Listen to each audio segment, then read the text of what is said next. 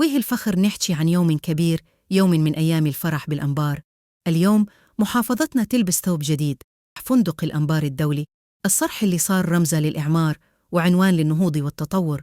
هذا الفندق مو بس بناء، هذا حلم تحقق، وجه الأنبار المشرق اللي يستقبل ضيوفها بالكرم والجمال. ومن القلب نقول شكراً، شكراً للرئيس محمد الحلبوسي اللي كان السند والداعم الأول بكل مشاريع الإعمار، وشكر كبير لمحافظ الأنبار الأستاذ محمد نوري الدليمي، الرجل اللي يتابع ويخطط ويبني بخطى ثابتة. وشكر وتقدير لرئيس وأعضاء مجلس المحافظة اللي ما قصروا واشتغلوا بإخلاص حتى نشوف هاي النهضة قدام عيوننا.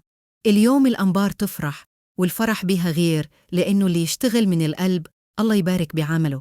ومن الشعر نقول الأنبار تفرح، والفخر بيها يعيد تبني المجد وتزرع الطيب من جديد بجهود رجال ما عرفوا المستحيل، رفعوا اسمها عالي فوق كل البيد. مبروك للأنبار، مبروك لأهلها الطيبين، ومبروك لكل من خلى هالفرحة تصير حقيقة. الأنبار بخير وتبقى بخير، دم بيها ناس تغاروا عليها وتخدمها من القلب. يا رماد العز، يا دار المكارم، فيك الطيب وفيك وجه القوم باسم نهضتي بعد الجرح، صرت منارة للنور للعمران للبسمة الدائم. نهرك الفرات يروي الأرض حباً، ونسيمك ينعش القلب الغارم.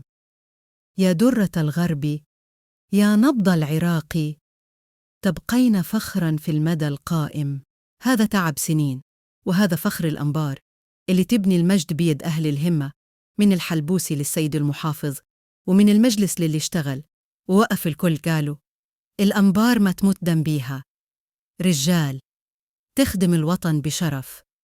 واللي يشوفك يا رمادي يقول هاي ديرة الوفا، أصل الأصول، تبقين شمعة بالعراق تنور، ورمز الطيبة بكل الفصول.